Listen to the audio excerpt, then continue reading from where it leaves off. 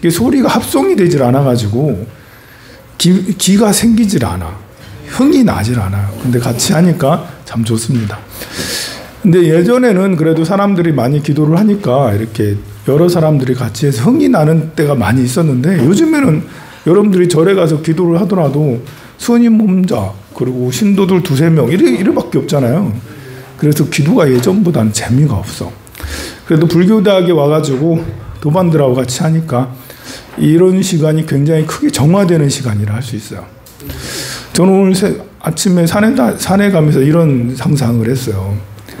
우리 이제 요양원 이렇게 있으면, 요양원 그 집이 이렇게 있으면, 건물이 이렇게 있으면 건물 안에가 뚱뚱 뚫려 있거든요.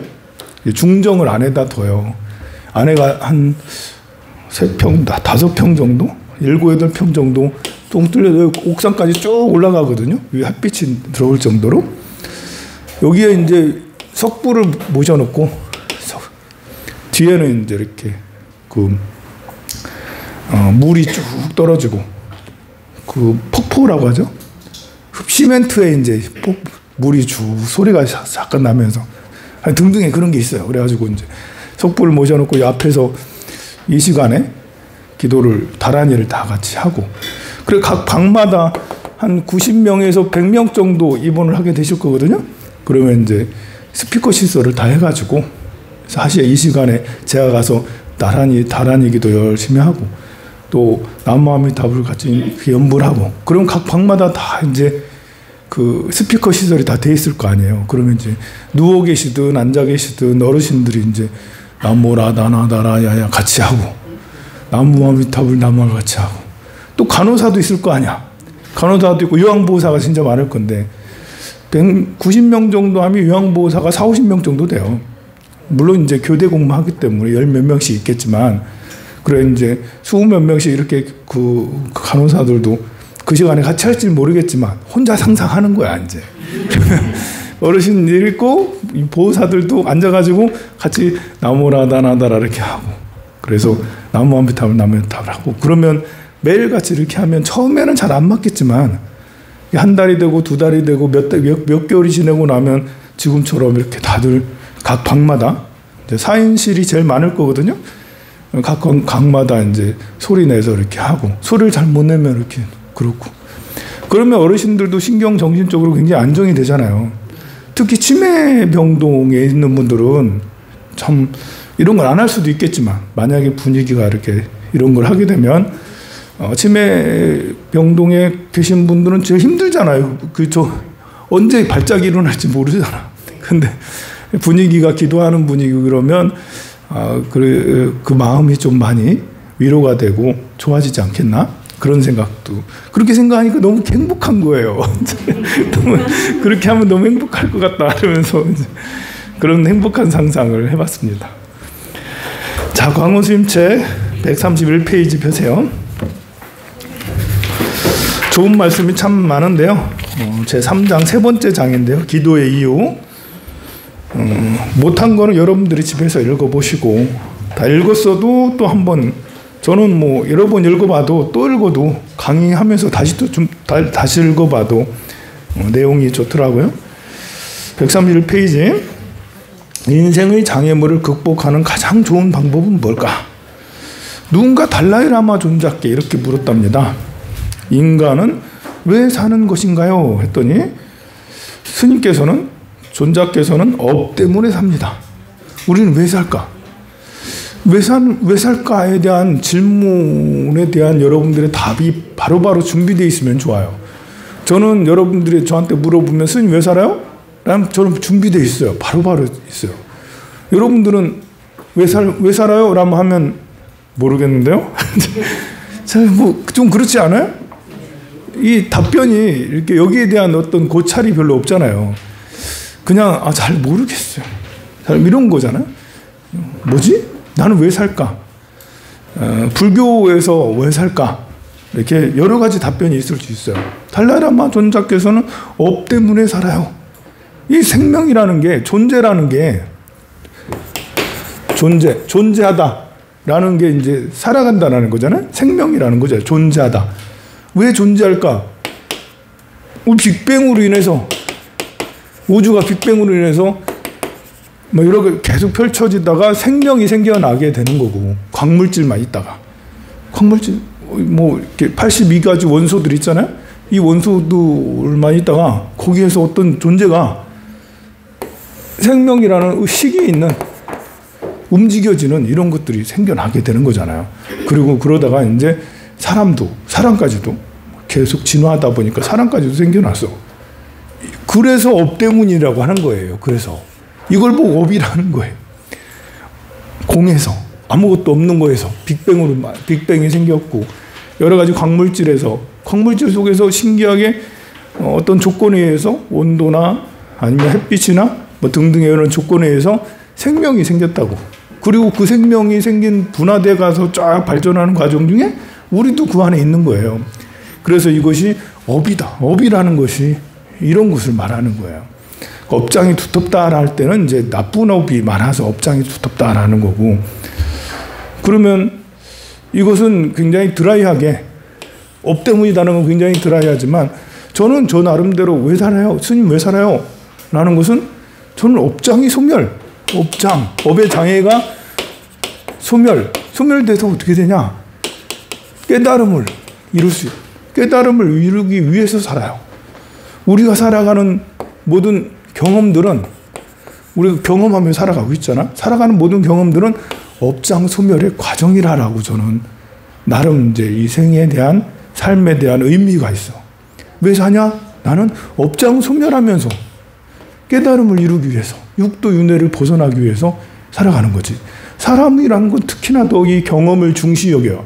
경험을 통해서 계속 업그레이드 할 수 있는 게 사람이죠. 소가 많은 경험을 한다고 해서 업그레이드 되는 건 아니잖아. 강아지가 많은 경험을 한다고 해서 업그레이드를 크게 하나? 거기서 거기지. 근데 사람은 많은 경험을 통해서 또 책도 읽고 법문도 듣고 수행을 통해서 육도 윤회를 벗어날 수 있는 깨달음의 경지에 이룰 수 있어. 그래서 거기에 대해서는 저는 이미 저 나름대로 결론을 냈어요. 그래서 고민하지 않아. 왜 살아?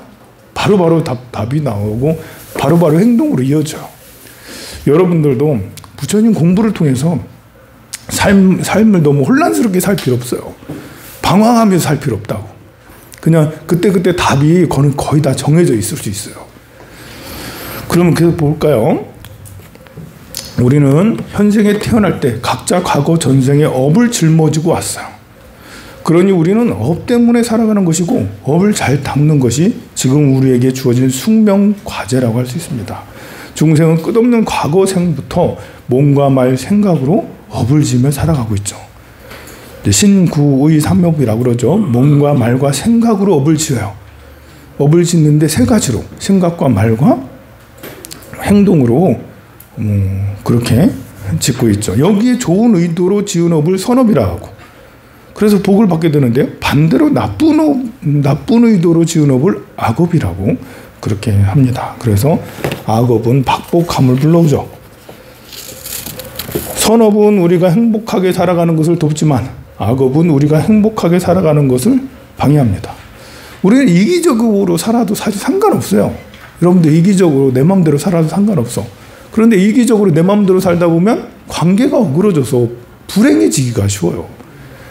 이타적으로 살아가는 건 힘들지만, 남을 위해 살아가는 건 힘들지만 신기하게 남을 위해서 살아갈수록 행복감은 더 커지게 돼요.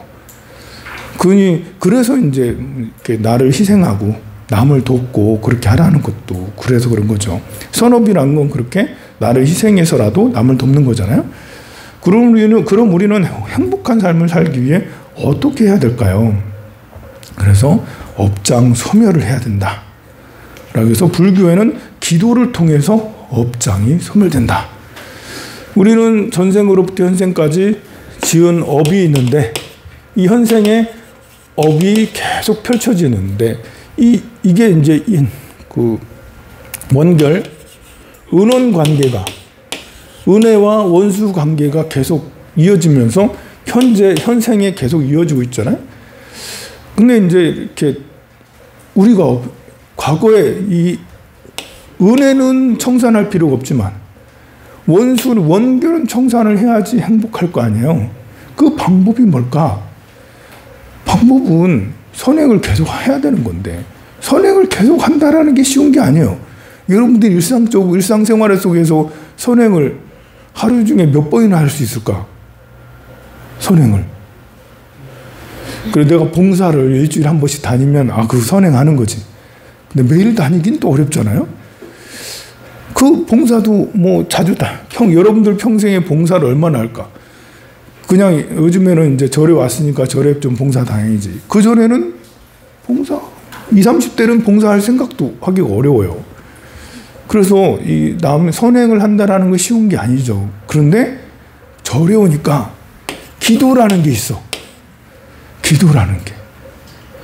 기도를 하는 것은 선행에 속하는 것 중에 하나예요. 우리가 이제 남을 돕는다라는 것이 남을 돕다. 남을 돕다라는 것이 몸으로도 도울 수 있고요. 그리고 마음으로도 도울 수 있고요. 말로도 도울 수 있죠. 몸으로 돕는 것은 봉사하는 것이 가서 이제 밥퍼 봉사 이런 거 하는 거고, 마음으로는 기도를 하는 거죠. 여러분들 내 아들의 합격을 위해서 기도할 수도 있지만 그 세상의 모든 이들이 행복해지길, 세상의 전쟁이 사라지길. 무서워 죽겠어. 지금 세계 3차 대전이 생길까 봐. 북한이 참여하면서 이거 3차 대전으로 이렇게 넓어지고 커져. 우리나라도 가겠다라는 거예요, 지금. 지금 정부가 군인 몇 명 파견하겠다는 거잖아. 파견이란 말 안 하고 군인 몇 명 조사관들 보낸다라고 하는데 그 파병이지. 그게 어쨌든 그거 하겠다고 하니까 무서워. 그래서 마음으로 기도를 해줘. 그냥 전쟁이 없었으면 좋겠습니다라고 생각하는 것은 기도라기보다는 바람이죠. 그거는 또 어떤 행동이 아니잖아요. 전쟁이 없었으면 좋겠습니다라면서 어떤 걸 하냐? 경전을 독송하고 금강경을 30분 동안 막 독송하고 108배를 하고 1000배를 하고 3000배를 하고, 그리고 사경을 법화경을 막 사경을 하고 반야심경을 막 외우고 신묘장구대단하니를 30분 1시간씩 하고, 그렇게 하는 것이 마음으로 기도하는 거죠. 바람 가지고는 뭐가 되지를 잘 않아요. 바람은 다 가지고 있잖아요. 여러분들 부자 될 바람은 다 가지고 있죠. 부자 되던가요? 부자 안 돼. 아무리 바람 나 부자 됐으면 좋겠어 해도 안 돼. 그 적극적 행동이 있어야 되죠. 적극적 행동은 몸으로, 마음으로, 말로 등등으로 행동을 해야 되는 겁니다. 그리고 말로도 이렇게 봉사를 할 수가 있죠. 재물로도 할 수가 있어요. 자, 그래서 이 업장을 소멸을 그렇게 기도를 통해서 업장 소멸을 한다.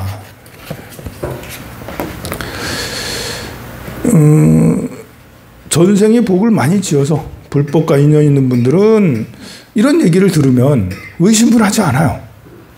이런 얘기를 복을 많이 지어서 기도를 많이 해서 업장 소멸해야지, 이렇게 이런 거에 대해서 믿음을 그냥 갖고 있는데, 이 전생에 복을 별로 안 지은 사람은 기도한다고 그게 기도한다고 그게 그 업장 소멸이 되겠냐 라면서 거들떠보지도 않고 그렇게 합니다. 이런 가피담, 이 책에 있는 가피담 132페이지 밑에 세 번째 줄이죠. 가피담을 듣고도 별 생각 없이 그저 신기한 일이다. 에이, 그 뻥 아니야 그거? 아니면 그 사람은 그럴 수 있어도 나는 안 되더라 이렇게 한다든지 등등의 그런 생각해버리고 말면 옛날 얘기를 듣는 것과 다를 바 없습니다. 가피담을 들었을 때 믿는 마음을 일으키고 또 그 마음이 직접 기도를 실천하는 것으로 이어져야만 가피담이 의미가 있는 것이죠. 축법 스님의 화병, 스님들도 화병이 있을 수 있어요. 스님들이 왜 화병이 없겠습니까? 스님들도 이렇게 참선하면 진짜 골치 아파요. 이 참선하면 왜 골치 아프냐? 참선이라는 것이 여러 가지 방법이 있겠지만 참선은 주로 화두를 들어요. 화두라는 게 이 먹고 이것이 뭘까, 이것이 뭘까, 나는 누굴까, 이런 고민을 이런 고민을 의심을 계속 하는 게 화두 참선법이에요. 딱 들어도 스트레스 엄청 받지 않겠어요? 뭔가 이거 뭘까 이먹고 뭐지? 여러분들이 앞에 나타난 여러분은 뭐예요? 도대체 내 앞에 나타난 여러분들은 뭐예요? 내 아들, 딸은 뭐예요? 내 부모는 뭐예요? 내가 왜 사나? 나는 뭘까? 아침에 일어나서부터 저녁 늦게까지 고민해, 고민. 이런 고민이라도 잘 되면 그래도 그래도 내가 하고 있다라고 하니까. 근데 이 화두는 이렇게 고민을 뭘까라는 의심이라도 잘 일어나면 나는 그래도 내가 수행하는구나, 되는구나 라고 해서 성취감이 있어. 그래서 그 성취감 때문에 계속 해 나가는데 아무리 해도 의심이 안 일어나. 의심이 안 일어나는 사람 많습니다. 여러분들 나는 누굴까 하는데 의심이 일어나요, 안 일어나요? 그냥 문장 읽듯이 나는 누굴까 문장. 이게 의심이라는 게 누구나 다 일어나는 게 아니거든요. 계획에 불성이 있습니까? 했을 때 물었어요. 조주 스님한테 계획에 불성이 있습니까? 라고 물었는데 조주 스님께서 없다, 무라고 했어요. 여러분들이 여기에 의심이 일어나나요? 왜 없다고 했지? 왜 없다고? 이게 심장이 말랑말랑해야지 이게 의심이 일어나요. 왜 없다고 했지?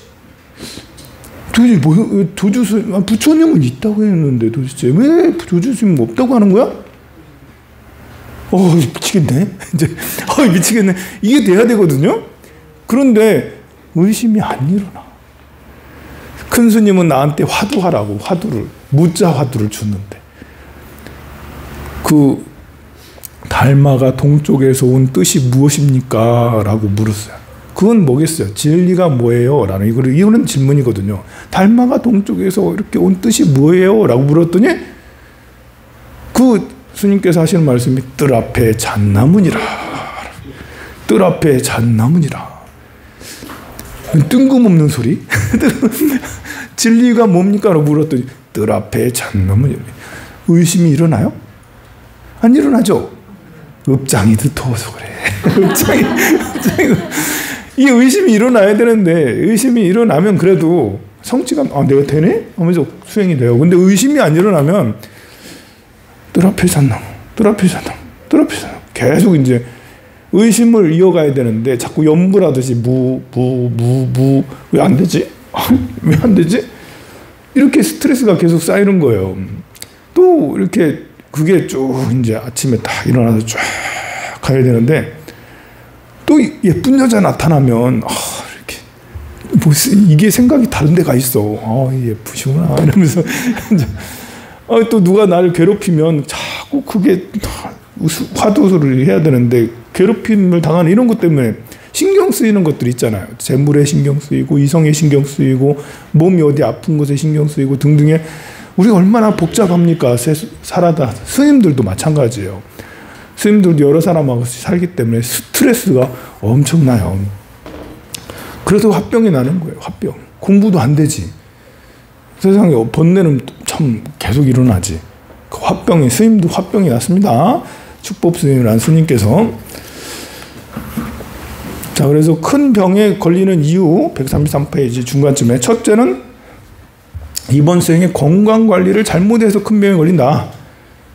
지금 현생에 잘못해서 섭생을 잘못하면 큰 병에 걸리죠. 근데 섭생을 잘했는데도 불구하고 큰 병이 걸릴 수 있어요. 이게 둘째는 전생과 현생에 걸친 살생 등의 악업을 저질러 업장 때문에 이 생이 아플 수도 있겠죠. 유전자로 부모의 유전자로 넘어오는 것들도 역시 마찬가지로 업장이라 할 수 있어요. 그러면 이런 병들은 어떻게 해야 할까요? 그게 134페이지 중간쯤에 그중 하나는 기도 또 하나는 방생해야 된다. 기도를 하거나 방생을 해야 업장을 소멸할 수 있다라고 그랬습니다. 그래서 스님이니까 이제 그런 말을 잘 알 거 아니에요. 그래서 스님도 내가 화병이 생겼는데 공부하다 화병이 생겼는데 기도를 좀 해야겠다 부처전에. 그래서 관세음보살 기도를 쭉 이제 몇 개월이고 몇 년이고 쭉 몸이 너무 화병이 나니까 수행이 안 되니까 계속 관세음보살 기도를 했습니다. 그랬더니 관세음보살 하다 보니까 134페이지 밑에 두 번째 줄 어떤 남자가 나타나는 거예요. 꿈에 어떤 남자가 나타나서 스님의 배를 칼로 가르더니 내장을 다 꺼내고 그리고 그 양동에다 이걸 내장을 다 씻는 거야. 그리고는 거기에 보니까 온갖 오물들이 내장 속에서 시커멓게 오물들이 막 나오는 거, 더러운 것들이 나오는 거죠. 그리고 나서는 심장을 다 씻은 다음에 배에 집어넣고 다시 꼬매더래. 그런 꿈을 꿨대. 그 꿈을 꾸고 나면 어떻게 되겠어요? 건강해지겠죠. 화병이 스님이 사라졌습니다. 이 관세음보살님의 위실력으로 관세음보살님이 꿈에 나타나서 어떤 의사로 나타나가지고 아주 뱃속의 내장들을 다 깔끔하게. 이게 이제 기도하다 보면 제일 많이 꾸는 꿈이나 환상이 몸에서 벌레 나오는 거예요. 몸에서 벌레가 나와. 이렇게 이상한 벌레들이 막 나와. 그러면 이제 기도를 잘했다라는 거예요. 안에 있던 내 몸속에 있던 이렇게 그 나쁜 벌레들이 나오는데 업장이 소멸되는 이런 거거든요. 그래서 이 스님은 내장을 다 씻어주는, 그래서 기도를 통해서 이렇게 건강을 이뤘다라는 거고요. 136페이지로 가서 어린 소녀의 기도. 노시성을 가진 한 관리가 있었다는데요. 10살 정도 된 딸이 있었대요. 딸이 그냥 그만 중병에 걸리고 말았대요. 그래서 아플 때는 어떻게 해야 되나 해가지고 이제 절에 스님한테 찾아갔답니다. 그래서 이제 이 스님이 기도하는 법을 가르쳐주고 이렇게 기도해라 하고는 그 관리는 그 말을 듣고 와가지고 집에 관세음보살님을 모셨대요. 관세음보살님 모시고는 얘야 관세음보살을 염하면서 관세음보살 계속하면 좋단다, 한번 해봐라 라고 애한테 직접 시킨 거야. 10살 먹은 딸한테. 그랬더니 어린아이니까 그 아빠가 그렇게 하라니까 그렇게 열심히 했다고 그래요. 그랬더니 나중에 보살님 저를 좀 낫게 해주세요 라면서 관세음보살 하니까 나중에 여기서도 꿈이 나타나는, 꿈에 황금 부처님이 나타나서 자기 몸을 만져주고 그렇게 가시더래. 그래서 아이가 10살 먹은 아이가 씻은 듯이 다 나았다라는 거잖아요. 부처님이 딱 나타나가지고 몸을 주물러주고 그랬다는데. 그래서 이때 가피를 입은 아이는 내가 나중에 꼭 출가해야지. 그 나중에 스님이 돼요. 스님이 돼서 현조라는 법명을 받은 비구니 스님이 되고, 이 현조 스님은 법화경 사경을 평생도록 열심히 법화경을 사경하고 그랬다고 그럽니다. 이제 이렇게 가피를 입는 그런 이제 것을 한번 느끼거나 뭐 이런 비슷한 경험들을 하면 그런 평생 부처님 전에 기도하고 하는 사람들이 생기게 돼요. 보면 어렸을 때 또는 나이 들어서 했더라도 어떤 걸 느끼면 계속 기도를 하는 거예요.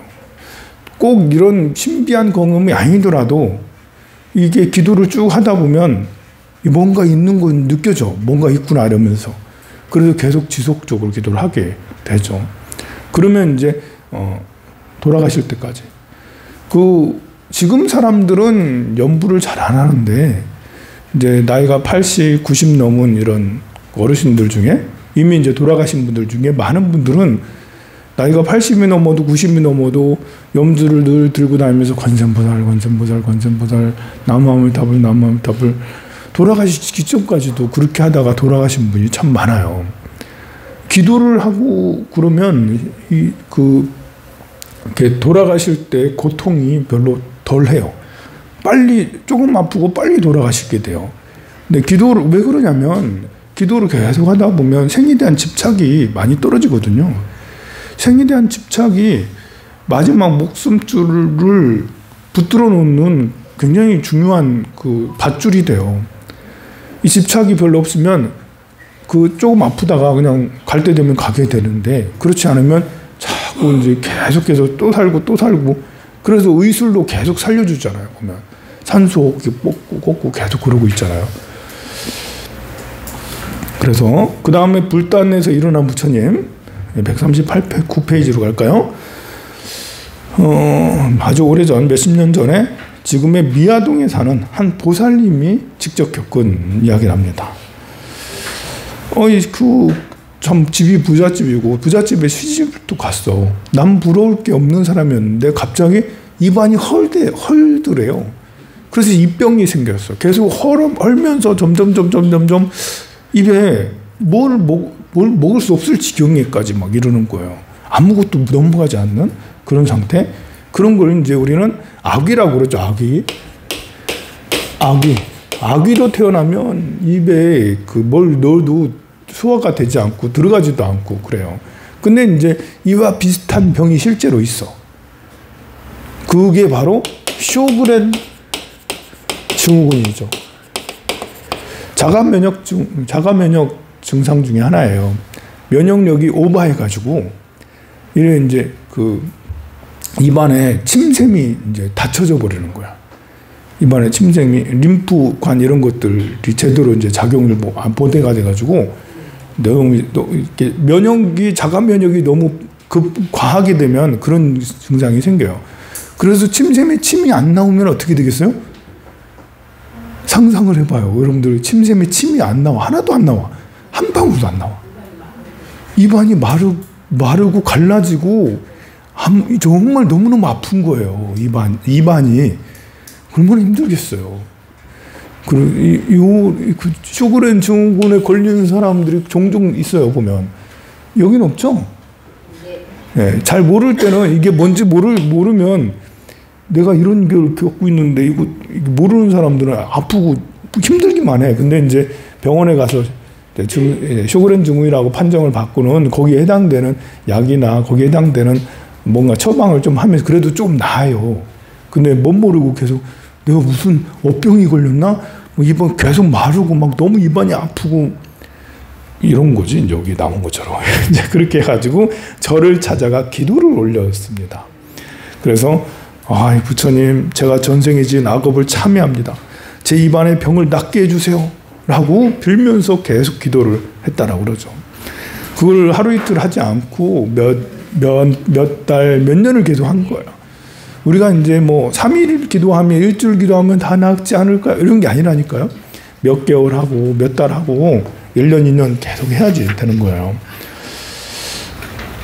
그렇게 해서 계속 기도를 하다 보니까 어느 날 눈앞에 부처님께서 빙긋 웃으시면서 저래서 기도하고 있는데 부처님이 웃으시면서 이게 내려와가지고는 찻잔에 손수 물을 끓여가지고는 그 찻잔을 주라는 거예요. 이렇게 부처님한테 올렸던 닭인물 있잖아요. 이거를 손수 주시는 거예요. 그래서 그걸 마시라고. 그럼 마시고 났더니 다 나았대. 마시고 났더니 다 나았다고 합니다. 이상하게도 그때 먹을 때 향기가 막 감로 향이 막 나면서 이렇게 이게 너무 맛있다, 꿀맛이다 이렇게 하고 있었는데 이 꿈에서 깨어나고 나서도 그 향이 계속 남아가지고 또 이렇게 있었다고. 여러분들 꿈에서 엄청 맞았는데 일어나서 보니까 여기 멍 들었는 거 그런 경험 있지 않나요? 없구나. 그런 경우 있을 수 있어요. 꿈에서 엄청 맞았는데 실제로 멍 들었네? 이러면서 꿈이 어떤 때는 실제같이 그렇게 되는 경우도 있는데 여기서 진짜 생생하게 그런 꿈을 꿨다라고 그러죠. 계속해서 백의 관음의 약초를 볼까? 141페이지 보면 어느 노보살님이 젊었을 때 기도 가피를 경험한 건데요. 한국 전쟁이 발발하기 전 보살님이 31살쯤이었다고 그래요. 근데 이제 남편분도 남편이 아이 셋을 남기고 가버렸대. 자기 31살인데. 그거 어떻게 하겠어요? 애 셋 키워야 되잖아요. 근데 본인도 복막염 걸리고, 복막염에, 늑막염에 결핵까지 걸렸대. 아이 셋이 있는 31살짜리가. 어떻게 하겠어요? 그래서 이제, 이 세 가지 병을 가지고 있었는데, 아이 셋을 놔두고 이렇게 죽나 싶었답니다. 그런데 고모님 한 분이 굉장히 불심이 있었대요. 그 고모님이 가가지고 죽든 살든 부처님한테 의지해라고 142페이지 볼까요? 142페이지 첫 번째 나오죠. 죽든 살든 부처님께 의지해. 이렇게 그냥 가버릴 거니 그럼 아이들은 어떻게 하고 더구나 부모님 남겨두고 내가 먼저 떠나면 천하에 그런 불효가 어딨어. 그러니 부처님 의지해라 라고 고모님이 그랬대. 그래서 이제 절에 가가지고 업장수멸 기도를 했대요. 아이들은 잠시 친정 부모님한테 맡기고요. 서울 광나루 쪽에 있는 한 암자에 가가지고 계속 절에 살면서 기도를 했대요. 근데 처음에 너무너무 아프니까 어떻게 할 수가 없잖아요. 법당에 가야 되는데 가지를 못하고 가도 잠깐 있게 되고 너무 힘드니까. 그렇지만 이상하게도 며칠 좀씩 매일 법당에 왔다 갔다 하다 보니 조금씩 나아지더래요.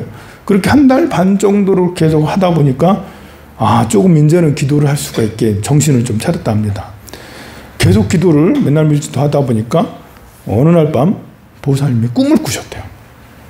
어디서 본 적 있는 것 같은 하얀 옷에 귀부인이 보살님에게 약초 같아 보이는 풀 몇 뿌리를 주면서 걱정하지 말고 먹어보라 라고 하더랍니다.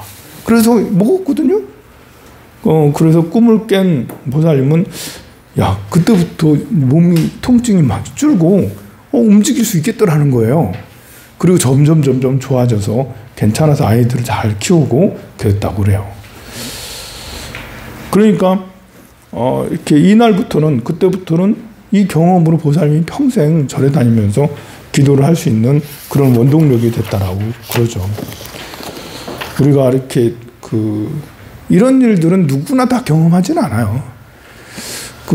며칠 전에 이제 우리 절에 제일 매일매일 다니는 보살님이 있는데 따님이 죽어가지고 따님이 뇌출혈이거든요. 그래서 이제 스님들도 밤새 기도해주고 신도들도 밤새 기도해주고 그랬는데 결국은 돌아가셨어.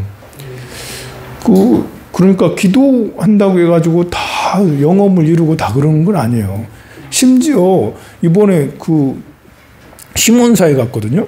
우리나라에서 제일 지장기도 도량을 하면 지장기도 도량 1번지는 어디냐? 관음기도 도량이 있고 지장기도 도량이 있어요. 우리나라 관음기도 1번지는 어디겠어요? 관음기도 도량 낙산사 홍련암이 제일 관음기도 도량. 의상스님이 관세음보살을 친견하고 또 원효스님도 거기에서 어떤 이야기가 있는 그런 낙산사 홍련암 1번. 그 다음에 또 어디겠습니까? 우리가 잘 아는 남해 보리암 해수관음 남해 바다 해수관음 관세음보살. 그 다음에 3번은 어디겠어요? 항일암보다 한 단계 위가 있어. 한 단계. 강화 보문사입니다. 보문사. 이 3대 관음도량이에요.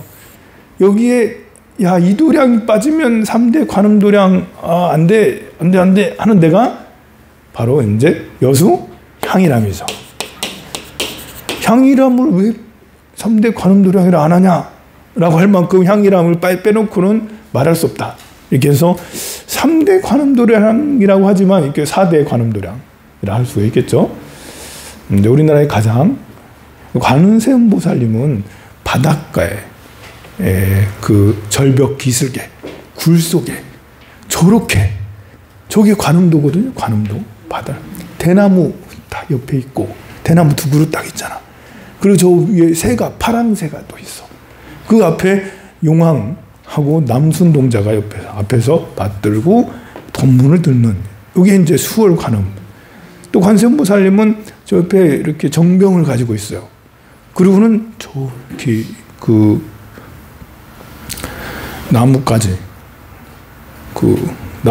저 나뭇가지가 물 옆에 나는 버드나무 그래. 버드나무까지 정병에 꽂아가지고 한 손엔 나뭇가지, 한 손엔 정병 해서 나뭇가지로 숭숭숭 뿌리면 그러면 이제 그걸 받은 우리는 가피를 짓게 되는 정병으로 물을 붓거나 그리고 나뭇가지로 숭숭숭 뿌리는 이렇게 하는 관세음보살님이십니다. 그래서 관세음보살님은 남해 보타 낙가산에 계신다라고 했거든.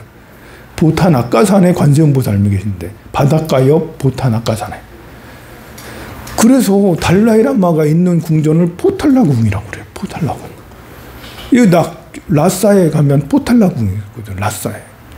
그 관세음보살님의 화신이라고 하잖아요. 달라이라마를. 근데 거기는 바닷가는 아니네. 이제 강은 옆에 있지만 바다는 아니네. 근데 우리나라는 바닷가의 근처에 그런 길 한 곳이 있어요. 그게 바로 홍련암이고, 의상 스님이 관세음보살님을 칭견하려면 바닷가에 이렇게 절벽에 있어야 된다, 가야 된다, 그걸 알아가지고 거기 홍련암에 간 거거든요. 그게. 그리고 남해 보리암도 역시 그런 곳이고요. 그렇잖아요? 서울, 강화도 보문사도 역시 바닷가에 섬이에요, 섬. 그리고 향일암도 마찬가지고. 그러면 이제 지장보살, 지장도량. 우리나라 제일 지장도량은 어디냐? 가봤나 도소람. 여러분들 가보긴 했나 도소람. 선운사 도소람. 여기는 꼭 가봐야지. 여기를 안 가봤다. 야, 이러면 이게 불교대학을 이렇게 다녔다 할 수 없다. 이제 우리 언제 한번 가봐야 되는데 좀 멀어요, 여기가. 고창이잖아. 여기 반대편이에요. 그래서 현장 학습으로 가기엔 너무 멀어.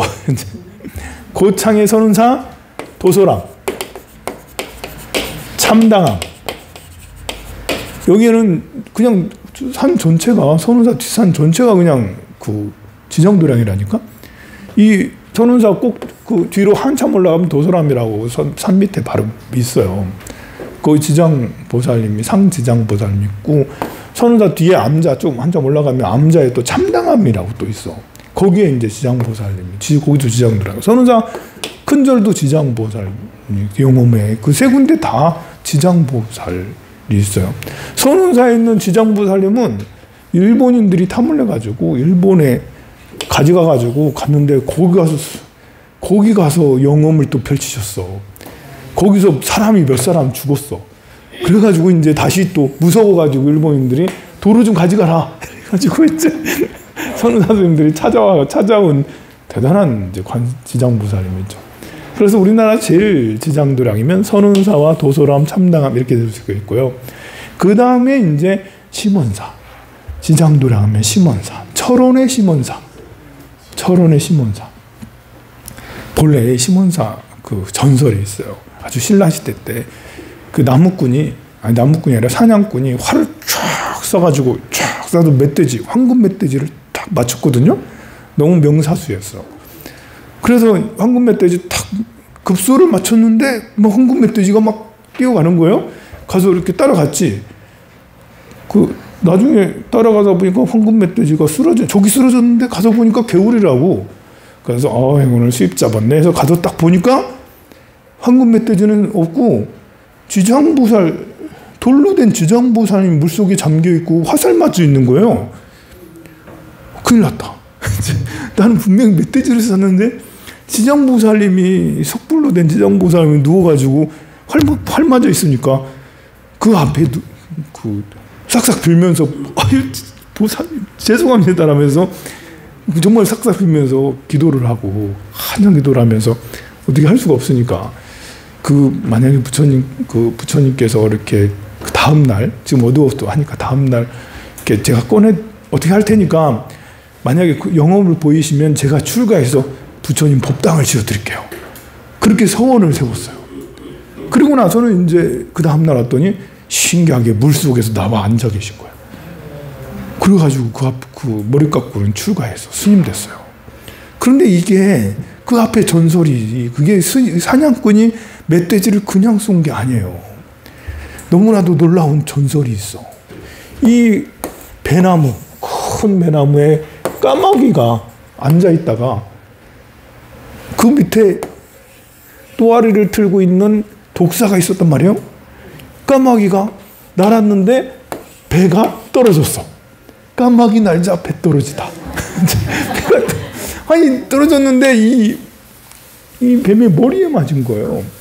이 뱀이 넋놓고 있다가 갑자기 툭 맞으니까 화가 잔뜩 나요. 화가 나가지고 이 상태에서 쫙 해서 까마귀를 물었어. 능력 있네, 참 신기하게. 어쨌든 까마귀를 물어가지고 까마귀 떨어진 뱀은 그 자리에서 죽고 까마귀도 물려가지고 죽고 까마귀가 나중에 태어나가지고 뭐가 되냐면 이렇게 그 꿩이 돼요. 꿩. 그리고는 독사가 죽어가지고 돼지가 돼요. 산돼지. 돼지가 돼.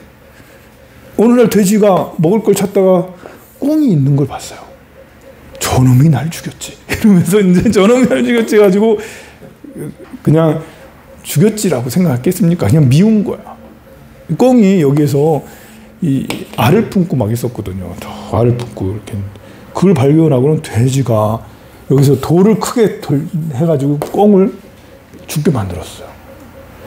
그때 사냥꾼이 지나가다가 나는 잡지도 않았는데 꿩이 저절로 죽어있네? 아이, 꿩 먹고 알 먹고네?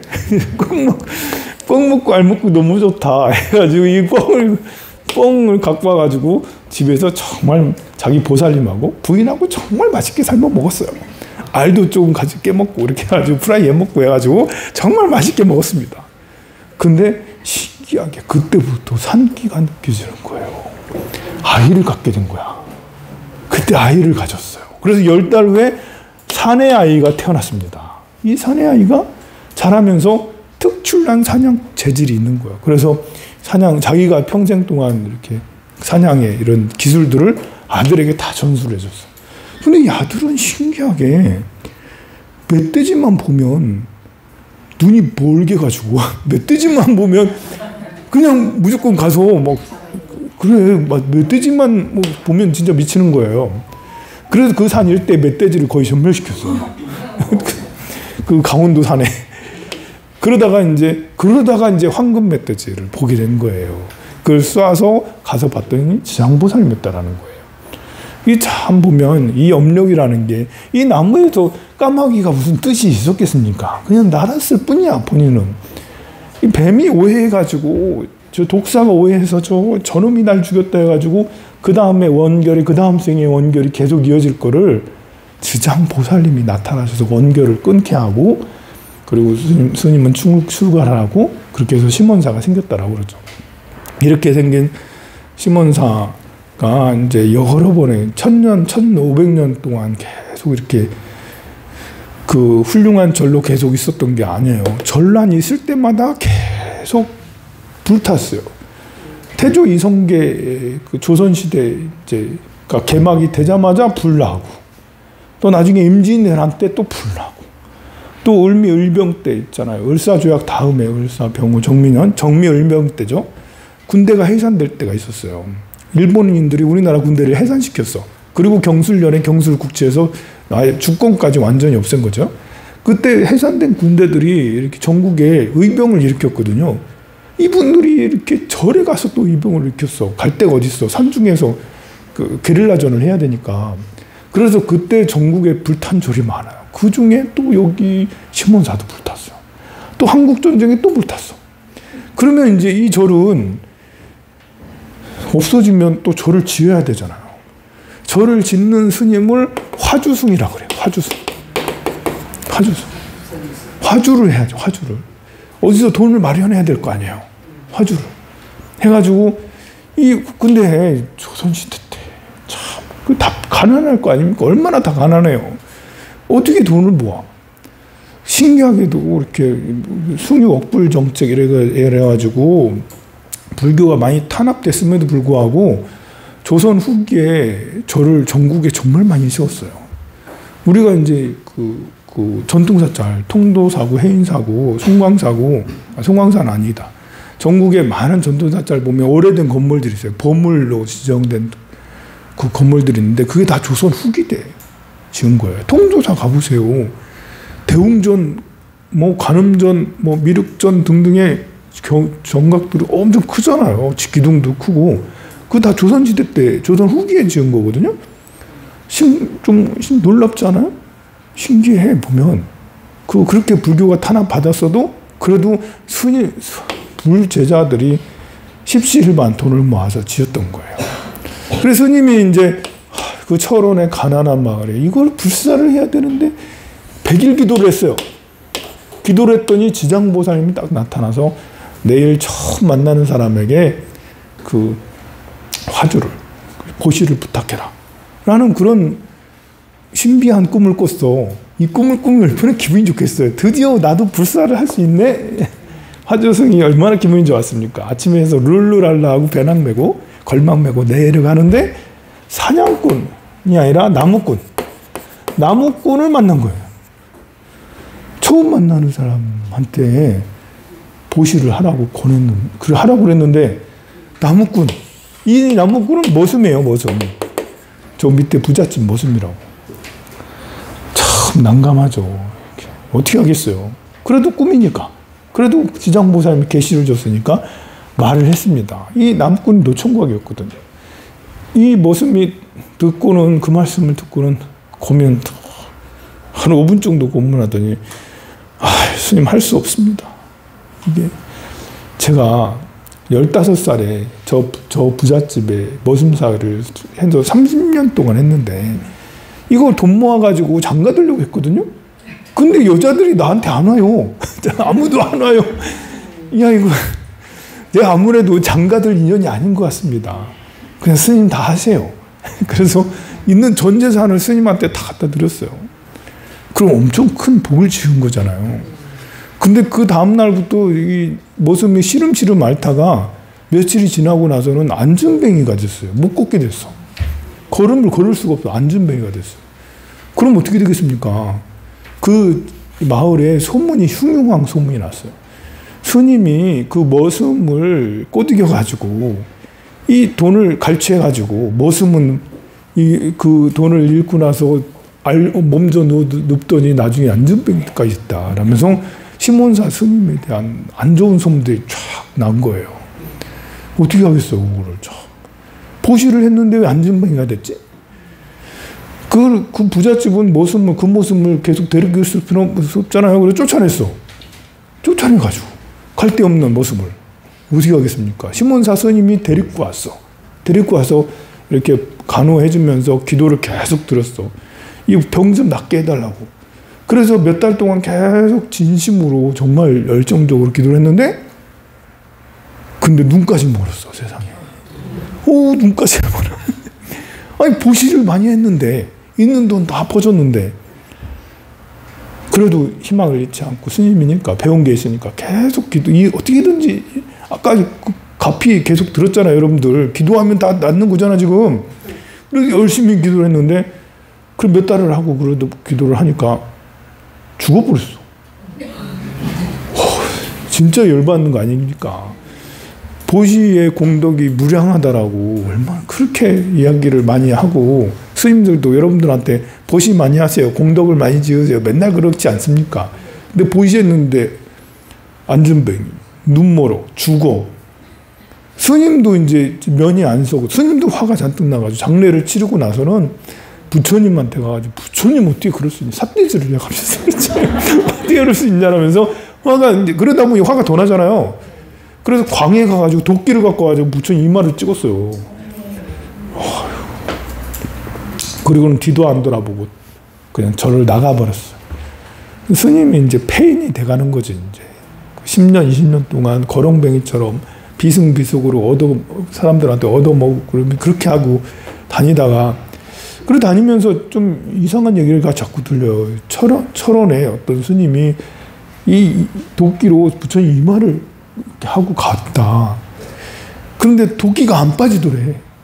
이런 소문이 계속 나는데 그렇게 들리든 말든지 계속 그렇게 하다가 이제 10년, 20년이 지나고 나서는 아무래도 안 되겠다. 나도 이제 나이가 많아지고 하니까 내가 지은 인연이니까 부처님 도끼 어떻게든 내가 한번 해결해야겠다 하고 올라갔거든요.